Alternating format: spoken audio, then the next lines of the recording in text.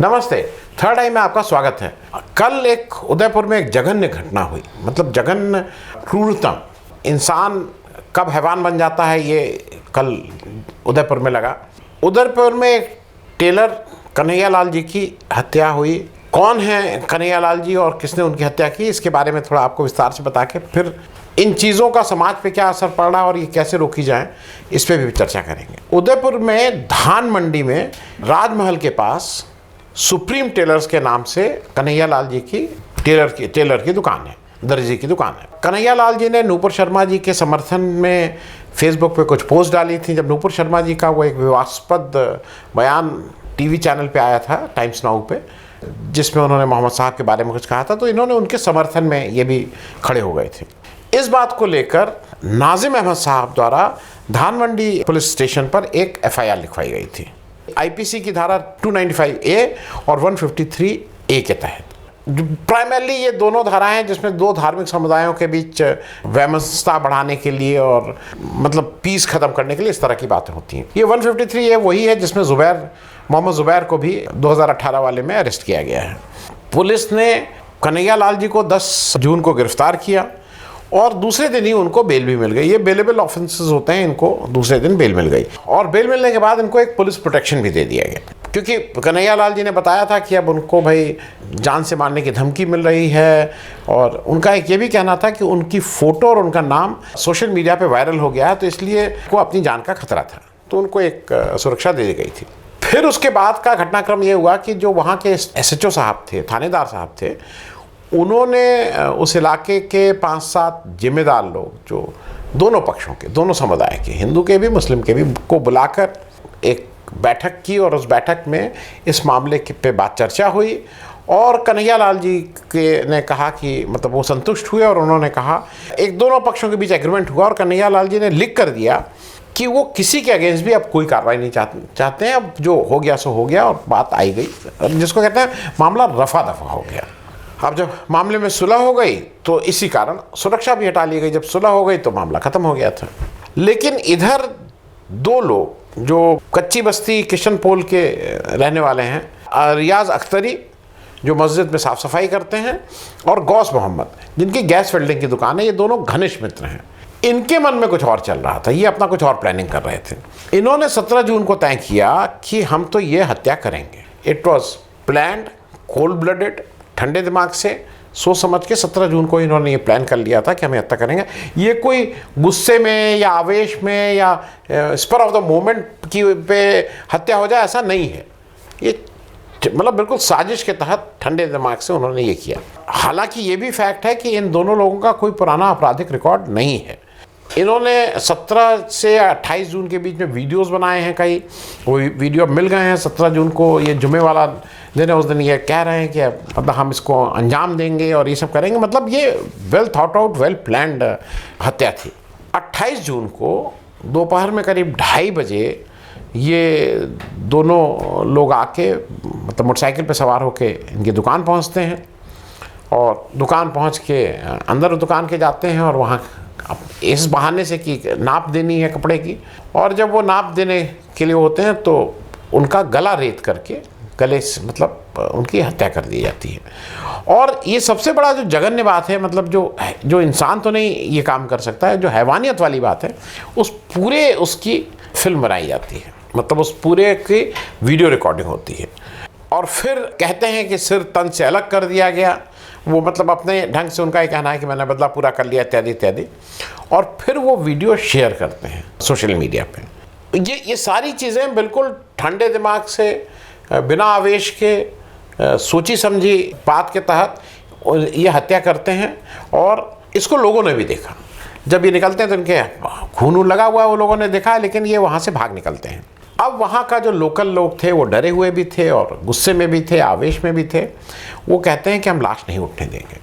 उनकी 2-3 प्रमुख मांगे हैं। एक मांग तो है कि इनको तुरंत गिरफ्तार किया जाए जो आरोपित हैं, और दूसरी मांग ये थी कि इनको 50 लाख रुपए का कॉम्पनसेशन दिया जाए और एक सरकारी नौकरी दी जाए। हालांकि ये इस समय नहीं है इन बातों को कहने का, लेकिन मुझे ऐसा लगता है कि जैसे अपीजमेंट की बात होती है ना, बार बार ये कहा जाता है कि मुसलमानों का अपीजमेंट होता है, इनको मुझे ये लगता है कि इस तरह के उसमें जो ये डिमांड होने लगती है कि सरकारी नौकरी और 50 लाख का कॉम्पनसेशन, उस पर भी थोड़ा सोचने की बात होगी।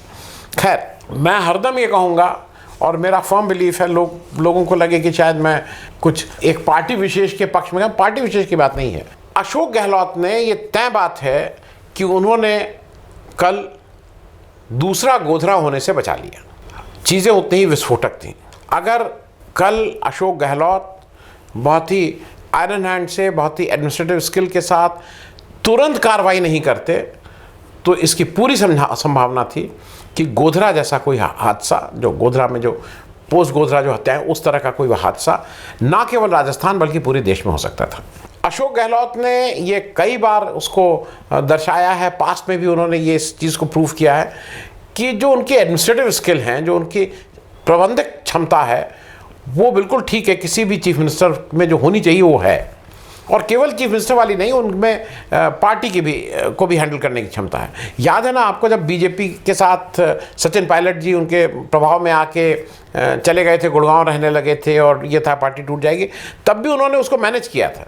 इस वाली सिचुएशन को भी बिल्कुल, जिसको कहते हैं ना, एक तुरंत निर्णय लेके, कड़ा निर्णय लेके उन्होंने पुलिस वालों को ये वो किया।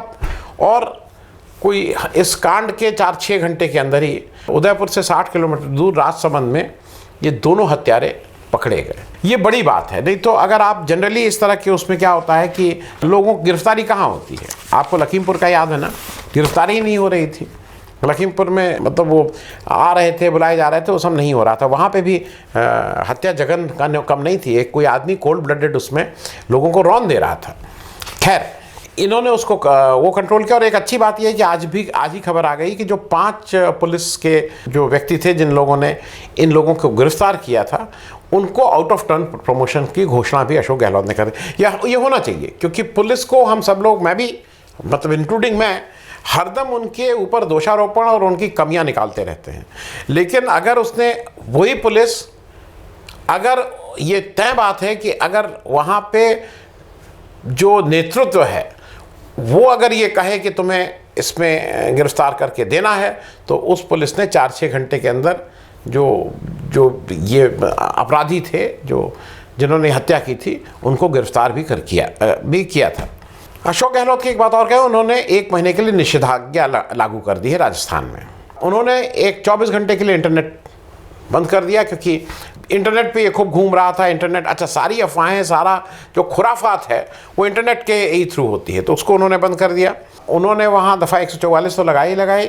उदयपुर के काफ़ी बड़े हिस्से में कर्फ्यू भी लग गया है। देखिए, एक चीज़ मैं बता दूँ, कोई भी मुख्यमंत्री हो या कोई भी ऐसा मंत्री जो इस जिसके लॉ एंड ऑर्डर जिसकी समस्या हो, घटना तो रोकना थोड़ा, किसी भी जगह जो हत्या हो रही हैं, जो हो रही हैं, वो थोड़ा मुश्किल काम है। उसमें भी कोशिश होनी चाहिए कि कम से कम हो। लेकिन असली कैरेक्टर, असली चरित्र तो किसी भी चीफ मिनिस्टर या मंत्री का तब पता लगता है, उसने वो घटना होने के बाद उसने कैसे रिएक्ट किया, कैसे कंट्रोल किया। तो उसके लिए काबिल तारीफ बात है कि अशोक गहलोत ने अपने उस राजधर्म को बिल्कुल ठीक से निभाया है। उन्होंने एक SIT फॉर्म कर दी है। उस SIT को उन्होंने ADG लेवल के अफसर उसको हेड करेंगे, मतलब ये तुरंत किया उन्होंने। और ये भी कहा है कि ये पूरी जांच है, ये फास्ट ट्रैक कोर्ट पे चलेगी। तो जो उसके उसमें हो सकता है तो सारा उसने किया। हालांकि इस बीच तो भाई अब होम मिनिस्ट्री को तो हर चीज़ में आना ही आना है, यूनियन गवर्नमेंट की। होम मिनिस्ट्री ने अपनी तरफ से एक NIA की टीम उदयपुर भेज दी, नेशनल इन्वेस्टिगेशन एजेंसी। जनरली होता यह है कि ये स्टेट गवर्नमेंट कहती है कि भाई इसकी मुझे ज़रूरत है या वो, लेकिन यहाँ तो आप मांगिए ना मांगिए, उन्होंने होम मिनिस्ट्री सेंट्रल गवर्नमेंट से चली गई एक टीम उदयपुर, क्योंकि वो ये देखने गई कि इसमें कोई टेरर एंगल तो नहीं है। हालांकि अभी तक किसी भी ऑर्गेनाइजेशन विशेष ने जो इस तरह की कार्रवाई करते रहते हैं, उन्होंने इसका ना जिम्मा लिया है और ना ये जो 2 लोग जिन्होंने हत्या की, उन्होंने कहा है कि हम किसी ऑर्गेनाइजेशन से जुड़े हैं। देश में सबने इसको कंडम किया। बाकी तो कंडम करना ही था, चाहे वो यूपी से मायावती जी हों, चाहे अखिलेश यादव हों, चाहे केरल के चीफ मिनिस्टर हों, चाहे कहीं, सबने इसको कंडम किया और कंडम होने लगे। लेकिन एक अच्छी बात ये थी कि इसको मुसलमानों के सारे नेताओं, सारे धर्मगुरुओं ने इसको ठीक से कंडम किया है कि ये नहीं हो सकता है। लोगों ने यहाँ तक कहा है कि जो अल्लाह का या पैगंबर को मानते हैं उनके धर्म में पहला माफ़ी ही सबसे बड़ा उनका है। तो ये अगर उनके हिसाब से कोई ऐसा गलत काम किया भी था तब भी हत्या कर देना तो उससे बड़ा पाप है, जो अगर माफ़ कर देते तो शायद ज़्यादा बड़े हो जाते उनके हिसाब से। मैं एक चीज़ और कहूँगा कि अशोक गहलोत ने ये सब तो करने के बाद उन्होंने अपना वो जो स्टेट्समैनशिप तो नहीं बोलेंगे इसको, जो उनका एक जो राजनीतिक पक्ष है उसको भी वो भी देखने को मिला। उन्होंने सब कुछ कर दिया, फिर उन्होंने ट्वीट किया। उन्होंने ट्वीट करके प्रधानमंत्री जी से अपील से कहा कि आप ज़रा एक बार शांति की अपील कर दीजिए, क्योंकि उन्होंने कहा पूरे देश में इस समय बहुत टेंशन है और आप शांति, क्योंकि हमारे प्रधानमंत्री जी जनरली इन सारी बातों पे बिल्कुल चुप रहते हैं। नूपुर शर्मा के केस में कुछ बोल ही नहीं रहे हैं। मुझे ऐसा लगता है कि अगर नूपुर शर्मा के केस में हमारा जो शीर्ष नेतृत्व है उसने एक डिसाइसिव एक्शन लिया होता, उसने नूपुर, देखिए क्योंकि जो इनके ऊपर धाराएं लग रही हैं वो कोई ऐसी नहीं है कि उसमें बेल ही नहीं मिलेगी। उनको गिरफ्तार करके अपना इन्वेस्टिगेशन शुरू कर दिए होते हैं। अब ये तो कोर्ट तय करता है कि नूपुर शर्मा ने उस डिबेट में सही कहा, गलत कहा, कहना चाहिए था, नहीं कहना चाहिए था, कितना सही कितना गलत, ये तो कोर्ट का निर्णय है।